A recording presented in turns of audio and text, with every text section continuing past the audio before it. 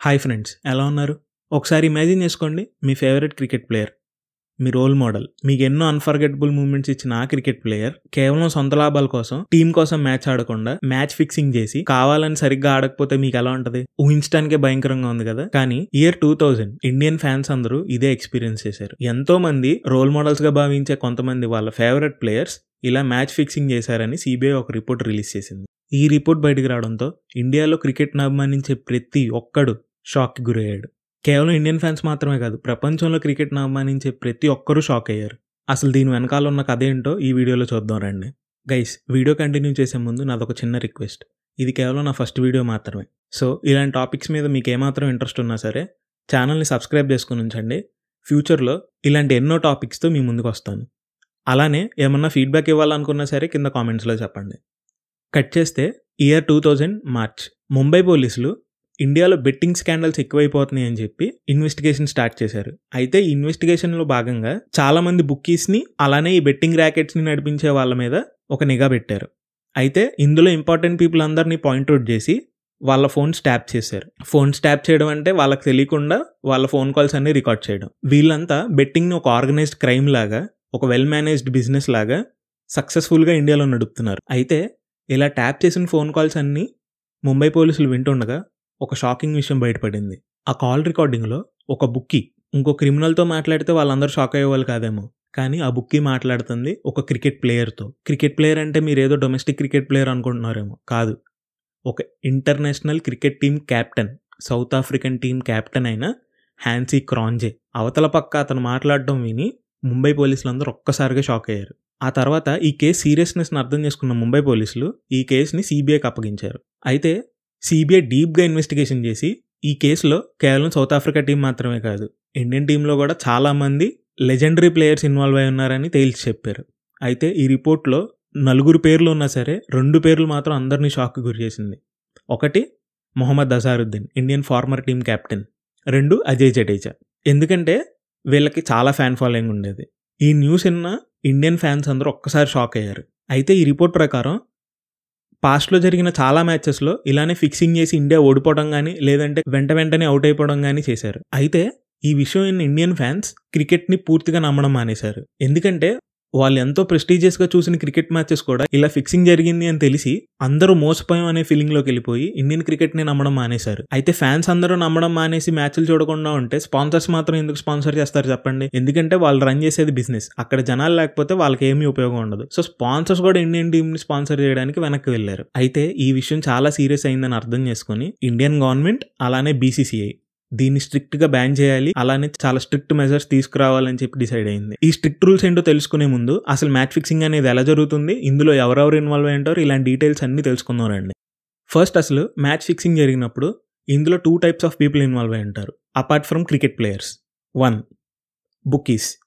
వీళ్ళకి చాలా పెద్ద బెట్టింగ్ నెట్వర్క్ ఉంటుంది. వీళ్ళు చాలా పెద్దవాళ్ళు. వీళ్ళే ఈ బెట్టింగ్ మాఫియా మొత్తాన్ని అనుకుని నడిపిస్తారు.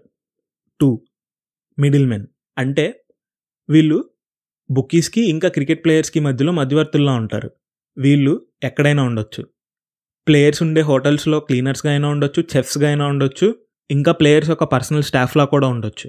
అయితే బుక్కీస్ క్రికెట్ ప్లేయర్స్కి ఎలాంటి ఇన్ఫర్మేషన్ పాస్ చేయాలన్నా వాళ్ళు డైరెక్ట్గా ఇన్వాల్వ్ అవ్వకుండా ఇలాంటి మధ్యవర్తులతో ఆ ఇన్ఫర్మేషన్ని పాస్ చేయించేవాళ్ళు. ఎందుకంటే ఆల్రెడీ బుక్కీస్ మీద చాలా నిఘా ఉంటుంది. వీళ్ళు వెళ్ళి ప్లేయర్స్ని కలిస్తే ఈజీగా దొరికిపోతారు. సో ఈ మధ్యవర్తులను ఉపయోగించుకునే వాళ్ళు అనమాట. అసలు ఈ ఇన్ఫర్మేషన్ అనేది ఎలా ఉంటుంది, ఇది బుక్కీస్కి ఎలా హెల్ప్ అవుతుంది, ఇలాంటి డీటెయిల్స్ అన్ని తెలుసుకున్నారండి. ఒక బుక్కీ ఒక క్రికెట్ ప్లేయర్ని అలాగైనా అప్రోచ్ అవ్వచ్చు. ఒకవేళ అప్రోచ్ అయ్యాడు అనుకుందాం, దట్టు డైరెక్ట్గా అప్రోచ్ అవ్వడు, మిడిల్ మ్యాన్ యూజ్ చేసుకుని అప్రోచ్ అవుతాడు. ఫర్ ఎగ్జాంపుల్ ఒక బౌలర్ని అప్రోచ్ చేయడం అనుకుందాం. అయితే ఇన్ఫర్మేషన్ ఎలా ఉంటుందంటే ఒక T20 మ్యాచ్లో బౌలర్ మ్యాక్సిమం 4 ఓవర్స్ చేయగలడు. ఆ బౌలర్కి 3rd ఓవర్లో 15 రన్స్ కంటే ఎక్కువ కన్సీడ్ చేయమని ఇన్ఫర్మేషన్ పాస్ చేస్తారు. అయితే ఈ ఇన్ఫర్మేషన్ పాస్ చేయడం వల్ల ఉపయోగం ఏంటని మీరు అనుకోవచ్చు. ఆ బుక్కీ అనేవాడికి పెద్ద బెట్టింగ్ నెట్వర్క్ ఉంటుందని చెప్పాను కదా, సో ఈ ఇన్ఫర్మేషన్కి అనుకూలంగా తను బెట్టింగ్స్ చేసి డబ్బులు సంపాదిస్తాడు. అయితే ఈ బుక్కీ అనేవాడు మ్యాచ్ రిజల్ట్ మొత్తాన్ని ట్యాంపర్ చేయగలడా అంటే లేదు. ఇందులో కూడా చాలా టైప్స్ ఆఫ్ మ్యాచ్ ఫిక్సింగ్ ఉన్నాయి. ఆ టైప్స్ ఆఫ్ మ్యాచ్ ఫిక్సింగ్ ఏంటో చెప్తా చూడండి. 1 full match fixing, 2 spot fixing, 3 session based fixing. Full match fixing ఇది మనం చాలా రేర్గా చూస్తాం. దట్టు ఇంటర్నేషనల్ మ్యాచెస్లో చాలా కష్టం. ఎందుకంటే ఒక మ్యాచ్ మొత్తాన్ని బుక్కీ ఫిక్స్ చేయగలగాలి అంటే మొత్తం ఆ మ్యాచ్లో ఆడే 22 ప్లేయర్స్ని అతను హైర్ చేసుకోగలగాలి. కానీ అంత నెట్వర్క్ ఎవరికీ ఉండదు. అండ్ ఇది చాలా డబ్బులతో కూడుకున్న ప్రాసెస్ కాబట్టి అంత రిస్క్ ఎవరు చేయరు. Session fixing. ఈ ఫిక్సింగ్ అనేది ఫుల్ మ్యాచ్ ఫిక్సింగ్తో పోలిస్తే కొంచెం ఈజీ. ఎందుకంటే ఈ ఫిక్సింగ్లో అందరు ప్లేయర్స్ని హైర్ చేసుకోవాల్సిన అవసరం లేదు. కేవలం ఒకళ్ళిద్దరు సపోర్ట్ ఉంటే చాలు. ఇప్పుడు మనం మాట్లాడుకుంటున్న 2000 మ్యాచ్ ఫిక్సింగ్ స్కాండల్లో ఈ ఫిక్సింగే చేశారు. కొంతమంది ప్లేయర్స్ని హైర్ చేసుకుని ఒక పర్టికులర్ సెషన్, అంటే ఒక ఓడిఐలో ఒక 10 ఓవర్స్ అనుకోండి, ఈ 10 ఓవర్స్లో ఎన్ని రన్స్ కొట్టాలి, ఎన్ని వికెట్స్ పడాలి, ఇలాంటివన్నీ ఒక బుక్కీ డిసైడ్ చేస్తాడు. కేవలం ఆ 10 ఓవర్స్లో మాత్రమే ఈ ఇన్ఫర్మేషన్కి అనుకూలంగా బుక్కీ బెట్టింగ్ వేసి డబ్బులు సంపాదిస్తాడు. Number 3, spot fixing.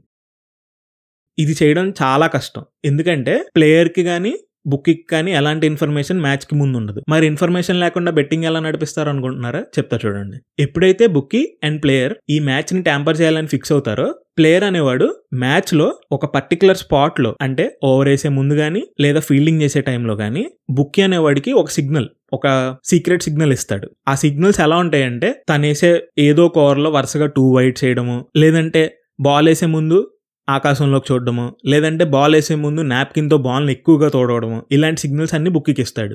ఈ సిగ్నల్ అర్థం చేసుకున్న బుక్కీ వాళ్ళు ముందే అనుకున్న ఇన్ఫర్మేషన్, అంటే మొత్తం ఇన్ఫర్మేషన్ అనుకోకపోయినా కొంచెం అనుకుంటారు, లైక్ ఈ ఓవర్లో 15 రన్స్ కన్సీడ్ చేస్తానని బౌలర్ చెప్పడం, లేదా ఇలాంటివి ఏవైనా అవ్వచ్చు. సో దానికి అనుకూలంగా బుక్కీ అనేవాడు బెట్టింగ్ వేసి డబ్బులు సంపాదిస్తాడు. సో ఇప్పుడు మీకు మ్యాచ్ ఫిక్సింగ్ అనేది ఎలా జరుగుతుందో అర్థమైంది కదా, అండ్ ఇందులో డిఫరెంట్ టైప్స్ ఏంటో కూడా మీకు అర్థమైంది.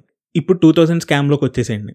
ఈ స్కామ్ బయటపడిన తర్వాత ఆడియన్స్ ఇంకా స్పాన్సర్స్ పూర్తిగా ఇండియన్ క్రికెట్ని నమ్మడం మానేశారు. ఇండియన్ మ్యాచెస్కి వ్యూవర్షిప్ తగ్గిపోతుంది, అలానే స్పాన్సర్షిప్ కూడా తగ్గిపోతుంది. సో ఈ కేసు సీరియస్నెస్ని అర్థం చేసుకుని ఇండియన్ గవర్నమెంట్ అలానే BCCI కొన్ని స్ట్రిక్ట్ రూల్స్ ఇంకా కొన్ని స్ట్రిక్ట్ రెస్ట్రిక్షన్స్ పెట్టారు. ఈ స్ట్రిక్ట్ రూల్స్ అండ్ రెస్ట్రిక్షన్స్ ఎలా ఉంటాయంటే పాయింట్ వైజ్గా చెప్తా చూడండి. 1, ఏ ప్లేయర్ అయినా సరే మ్యాచెస్ జరుగుతున్నప్పుడు అన్నోన్ పీపుల్ని మీట్ అవడం స్ట్రిక్ట్గా బ్యాన్ చేశారు. 2, ఏ ప్లేయర్ అయినా సరే మ్యాచ్ ముందు వాళ్ళకి అన్నోన్ పర్సన్స్ నుండి వచ్చిన ఇన్విటేషన్స్ కానీ గిఫ్ట్స్ కానీ ఎలాంటివి రిసీవ్ చేసుకోకూడదు. 3, మ్యాచ్ జరుగుతున్నంతసేపు కేవలం కొంతమంది పర్మిటెడ్ అఫీషియల్స్ తప్ప మిగతా ఇంకెవ్వరు టీమ్ మెంబర్స్ కానీ అలానే కోచెస్ కానీ ఎవరు ఫోన్ని యూజ్ చేయకూడదు.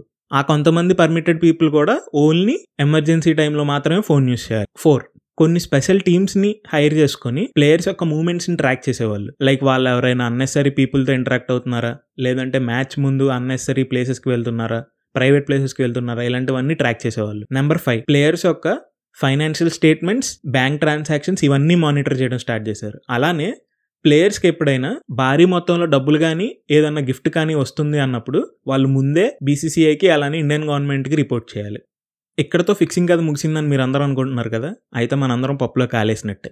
ఎందుకంటే 2013లో IPLలో స్పాట్ ఫిక్సింగ్ చేశాడని శ్రీశాంత్కి ఏం జరిగిందో మనందరికీ తెలుసు. పోనీ అక్కడతో అయినా ఫిక్సింగ్ ఆగిపోయింది అనుకుంటున్నారా? లేదు. 2018లో అల్ జజీరా అనే ఒక న్యూస్ ఆర్గనైజేషన్ ఇన్వెస్టిగేటివ్ జర్నలిజం చేసి ఒక రిపోర్ట్ని బయటపెట్టారు. ఆ రిపోర్ట్లో ఏముందంటే ఫిక్సింగ్ అనేది ఇంకా జరుగుతుందని, ఇందులో చిన్న చిన్న టీమ్స్ మాత్రమే కాదు పెద్ద టీమ్స్ అయినా ఇండియా, ఇంగ్లాండ్ ఇలాంటివి కూడా ఇన్వాల్వ్ అయినాయి అని, చాలా మ్యాచెస్ స్పాట్ ఫిక్సింగ్ జరిగినాయని, అలానే ఇంకా చాలా షాకింగ్ విషయాలు ఈ రిపోర్ట్లో బయటపెట్టారు.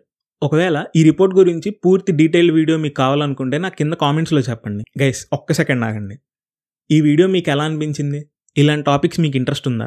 ఒకవేళ ఇంట్రెస్ట్ ఉంటే నాకు కామెంట్స్లో తప్పకుండా చెప్పండి. ఎందుకంటే ఫ్యూచర్లో ఇలాంటి వీడియోస్ తీసుకురావడానికి మాకు ఎంతో మోటివేషన్గా ఉంటుంది.